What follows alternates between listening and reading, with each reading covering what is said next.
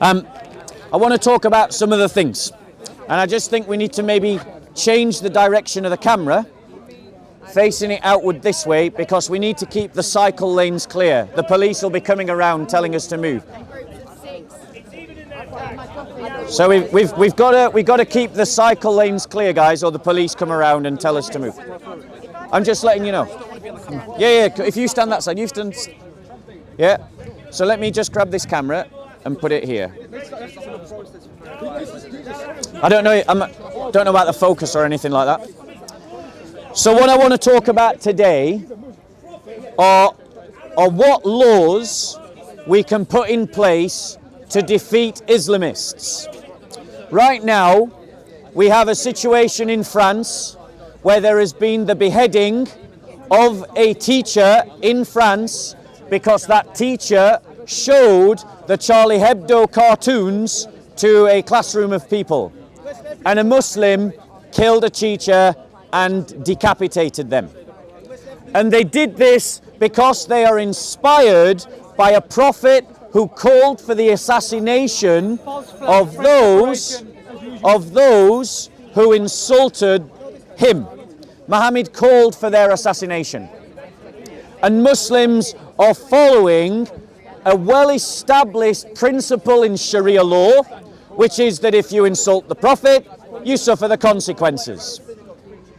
One of the terrorists that recently attacked because of the Charlie Hebdo reprints connected to the trial of the original Charlie Hebdo attacks a few years ago, his father said, "I would gladly sacrifice all my sons for the honor of the Prophet."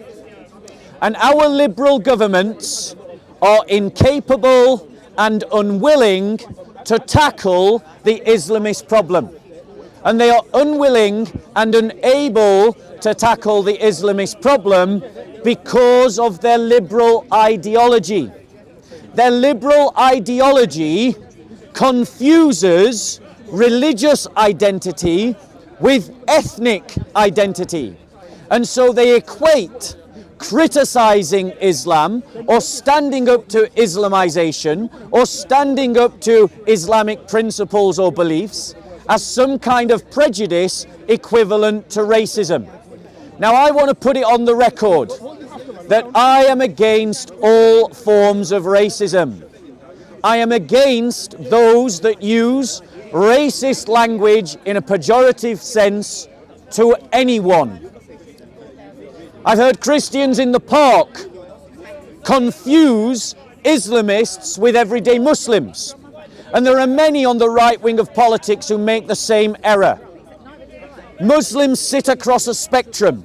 There are those that are Muslim in name only. There are those that are only culturally Muslim. There are those who are liberally Muslim. There are those who are conservatively Muslim. There are those who are traditionally Muslim. And then there are those who are radically Muslim. Those who are radically Muslim are the ones who take their faith the most serious. They are the ones that seek to imitate their prophet in the closest way. The very word radical means to go to the root, to return to first principles.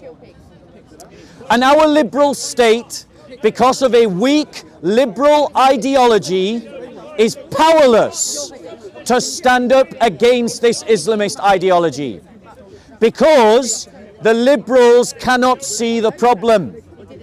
And they have enshrined in law attitudes and beliefs that tie their hands in the struggle against the Islamists. So the first thing that we need to do in the West to stop the death of 1,000 cuts that our civilization is undergoing right now is to cut ourselves off from liberal ideology and to rediscover a matrix and a paradigm of being Western, of being European, that is connected to Christianity, that is connected to a muscular Christian faith. The kind of muscular Christian faith that has defeated the Islamists before on more than one occasion. And from that paradigm, from that matrix of being human, from that way of following Jesus, we can then begin to introduce new kinds of laws that can deal with the Islamists more effectively than the liberals who have allowed those Islamists to spread their poison in our society and has led to the deaths of thousands of people across America, Australia, New Zealand, England, France, Spain, Germany. There is a reason why Poland and Serbia and Ukraine don't have a problem with Islamists. It's because they don't have big Muslim populations. So we need to introduce laws that effectively tackle the source of the problem. Because the Muslim community, though largely innocent of the crimes of the Islamist, serve as the lake and the river through which the Islamists swim through. Bro, can you take your conversation? So, guys, what we need to do is we need to wash our hands of liberal weakness, embrace with a pride and a confidence and a solidity of soul a Christian identity and a Christian culture, and then produce laws accordingly. So let me give you some laws that we could introduce to tackle the Islamist problem across Western Europe. Firstly, reintroduce the law of banishment, to expel someone from the realm, to kick someone out of the country, to de-citizenize those who are Islamists. Take away the passport of Anjem Choudhury and make him a person non grata in the UK, a person unwelcome in the UK. And do the same with all of his little group and all of his followers. Take away their citizenship, remove them from the idea of being Britain, cast them out of the country with no right of return. Yes, that breaks international law, but who cares? The institutions upholding international law are themselves morally bankrupt. So let's just tear up the treaty that says that we can't de-citizenize Anjem Choudhury and his ilk. The second law that we need to introduce. One second. Bloodfire, could you take this conversation that way? Please, could you? Thank you. So the second law that we need to introduce is the law of the outlaw. The law of the outlaw. What is an outlaw? An outlaw, when we think of it culturally, as a cowboy. They were never outlaws. An outlaw is when someone is declared to be outside of the protection of the law. That their life becomes forfeit, their property becomes forfeit. Everything they own becomes forfeit, up for grabs. Anyone can do anything to them that they like with no consequence. We should introduce the concept of the outlaw back into European civilization and declare the Islamists, Anjem Choudhury and his ilk, to be outlaws, which means that you can do anything to them and the police and the courts won't touch you. With those two laws, the British people, the French people, the Spanish people and the German people will deal with the Islamists within 5 years. That's what we'll do. We need to get tough with the Islamists because the liberals can't get tough with Islamists. Because the liberals are bound to concepts and ideas that make them weak. But we as Christians are not. The answer that we are looking for is the rediscovery of our Christian identity. So reject liberalism, embrace an impassioned, empowered, confident, strong Christian identity, pass laws accordingly, and destroy the Islamist movements by creating the socio-economic and political realities that would make their very survival in Europe impossible. Any questions?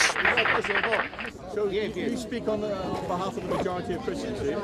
I speak on behalf of a growing number of Christians that are tired of the failures of people like you. What percentage of Christians would you say you speak for? Those Christians who believe in a muscular Christianity.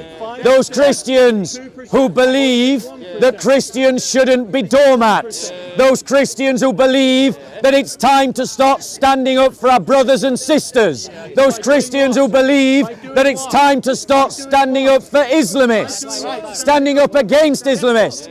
And what does this kind of heckler stand for? Nothing. He stands for nothing. This kind of moral virtuing hypocrisy that we see by liberal progressives like him are the very reason why Anjem Chowdhury and his ilk are able to kill children in stadiums in Manchester. This man is the very reason, and his ilk, the very reason why Islamists have taken root in the Muslim community. The way to defeat Islamists is to stand up to them, not to cower to them. And too many of us have been cowering to them because we believe in a liberal progressive nonsense. We believe in the ideas of a liberal culture that is killing itself, ladies and gentlemen. Now, any other questions? What do you mean standing up for Any Jesus? other questions? Standing up for Jesus, you're already standing Sorry? up, you idiot. What about knife crime? So the question, You didn't answer my so the last question is, and I'm going to ask you all to spread out, because the police will come and shut me down if I don't. So please, spread out, please. No one's close to you, my So, spell. you're next to one another. So the question is, are there worse things in our society than Islam? It's a good question. He's not a Christian, he's full of hate. Because, ladies and gentlemen, those on the right of politics that talk about Islamization are silent about sexualization that abuses children. They're silent about the kind of liberalization that creates a kind of economy that drives people into poverty.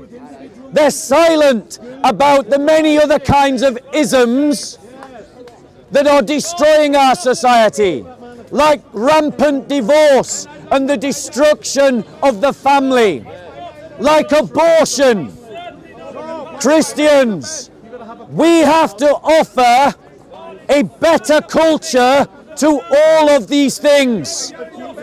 You can rant about Islamization, but you need to stand up against liberalization. You've got to stand up against sexualization. You've got to offer a culture that is life-giving, not life-taking. And right now, we have a culture that is life-taking. Any other questions? Jesus was a bastard, he didn't have a proper father. Any other questions?